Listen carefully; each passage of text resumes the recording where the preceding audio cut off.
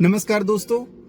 21वीं सदी की सबसे बड़ी जंग मिसाइल्स या नुक्स के आधार पर नहीं लड़ी जा रही, बल्कि इकोनॉमी, ट्रेड, डिप्लोमेसी और टेक्नोलॉजी के आधार पर लड़ी जा रही है। और इसके दो सबसे बड़े खिलाड़ी है इंडिया और चाइना। एक तरफ दुनिया की सबसे बड़ी डेमोक्रेसी है, दूसरी तरफ दुनिया की सबसे बड़ी ऑथोरिटेरियन इकोनॉमी है।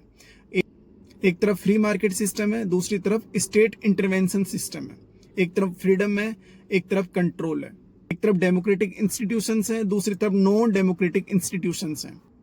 अब आने वाले 20 वर्षों में ग्लोबल स्टेज पर इस पूरे ग्लोबल ऑर्डर को मेंटेन कौन करेगा और जियो पॉलिटिक्स का असली बॉस कौन बनेगा, ये देखने वाली बात होगी। तो आज हम इंडिया और चाइना का हर तरीके से कंपैरिजन करने वाले हैं। दोनों देशों ने अपनी विकास यात्रा को लगभग एक समय स्टार्ट किया था, 1947 इंडिया एंड 1949 चाइना।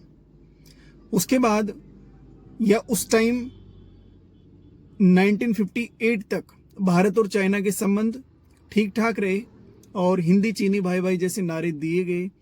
और लेकिन जैसे ही तिब्बत वाला इश्यू हुआ, तिब्बत के अंदर चीन ने अपना अतिक्रमण करना स्टार्ट किया, दलाई लामा को हमने शरण दी। उसके बाद भारत और चीन के संबंधों में कुछ कठोरता आने लग गई एंड स्थिति यहां तक पहुंच गई कि 1962 में भारत और चीन के बीच पहला बड़ा टकराव होता है। भारत उसके लिए तैयार नहीं था और भारत को उसके लिए बड़ा भारी नुकसान उठाना पड़ा। 1978 में डेन सिपोंग ने चाइना के अंदर इकोनॉमिक रिफॉर्म्स करना शुरू कर दिया और उसे मैन्युफैक्चरिंग पावर हाउस बनाने के लिए नए नए पॉलिसीज को इंप्लीमेंट करना स्टार्ट कर दिया और चाइना को लिबरलाइजेशन की तरफ मोड़ना स्टार्ट कर दिया। ओपन इकोनॉमी की तरफ ले जाने लग गए, उनको क्लोज्ड इकोनॉमी से ओपन इकोनॉमी की तरफ जाने लग गए। इन्वेस्टमेंट्स को आने दिया गया और बड़ी बड़ी एमएनसीज को आने दिया गया और वहां नए नए सेटअप और स्टार्टअप्स किए जाने लगे ताकि लोगों को रोजगार मिल सके। और इससे क्या हुआ, चाइना की जीडीपी धीरे धीरे प्रोग्रेस करने लग गई। 1991 में इंडिया ने भी लिबरलाइजेशन किया, एलपीजी को लागू किया, लेकिन पेस चाइना जितना तेज नहीं था, जिसकी वजह से चाइना और इंडिया की जीडीपी में बहुत ज्यादा गैप उत्पन्न हो गया, जो आज तक भी हम कवर नहीं कर पाए हैं। बात करेंगे इकोनॉमिक स्ट्रेटेजी की और नंबर्स गेम की, तो आप देखोगे 2025 में आज चाइना की जीडीपी लगभग $18 ट्रिलियन है, जबकि भारत की जीडीपी आज $4 ट्रिलियन है। तो चाइना हमसे लगभग 4.5 गुना बड़ी जीडीपी लेकर बैठा है। इस पूरे नंबर्स गेम को आप कैलकुलेट करोगे और यदि ट्रेंड्स ऐसे ही चलते रहे तो 2035 तक China will beat US. Historical and ancient context की जब बात करेंगे इंडियन और चाइनीज रिलेशंस के बीच में, तब मैं सन्यात सेन को कोट करना चाहूंगा। उन्होंने ये कहा, the Asia is one, the Himalaya divide only to accentuate two mighty civilizations. One is Chinese with its communism of Confucius and other is Indian with its individualism of the Vedas. यानी Asia के अंदर दो बड़ी शक्तियां हैं जो सिर्फ भौगोलिक आधार पर नहीं बल्कि वैचारिक आधार पर भी अलग अलग है।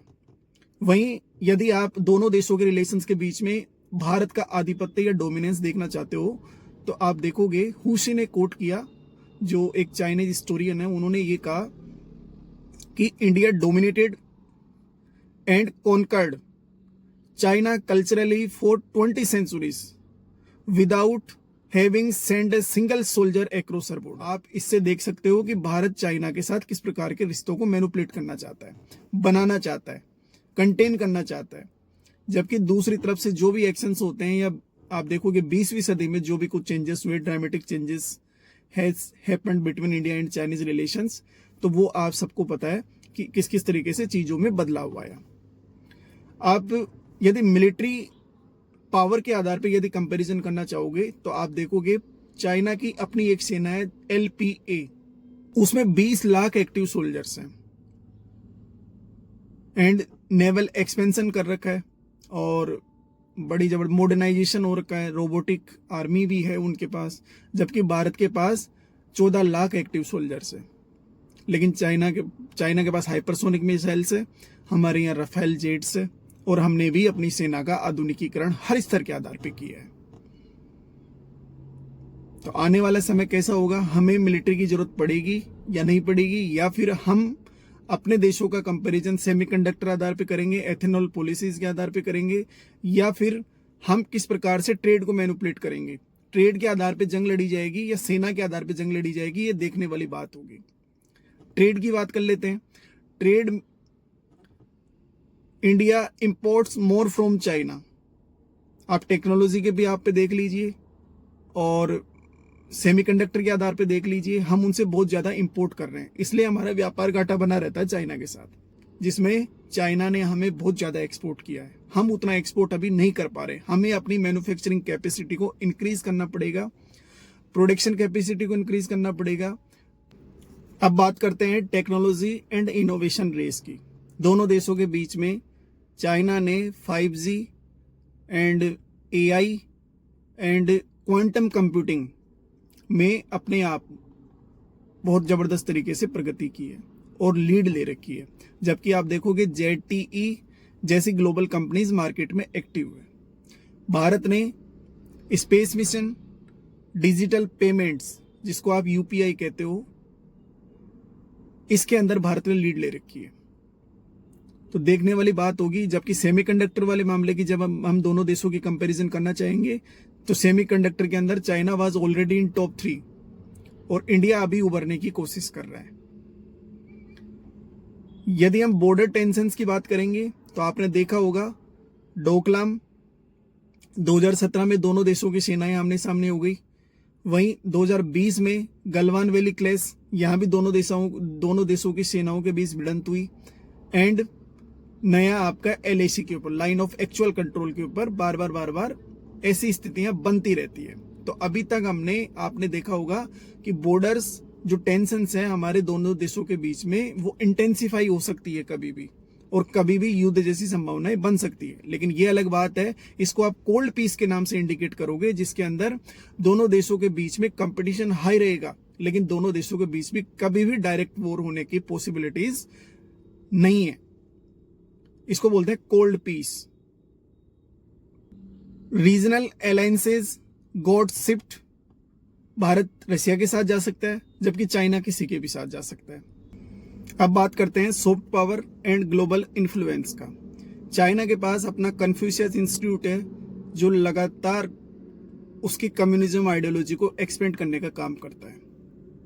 वो लगातार पॉलिटिकल इन्फ्लुएंस का काम करता है और दूसरे देशों के अंदर राजनीतिक हस्तक्षेप करवाने का काम करता है।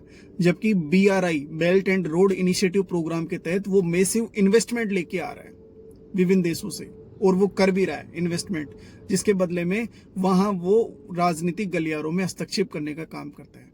जबकि India Bollywood, yoga, Ayurveda, democratic institutions और डायस्पोरा डिप्लोमेसी के आधार पे अपने आप को एज में लाने की कोशिश कर रहा है।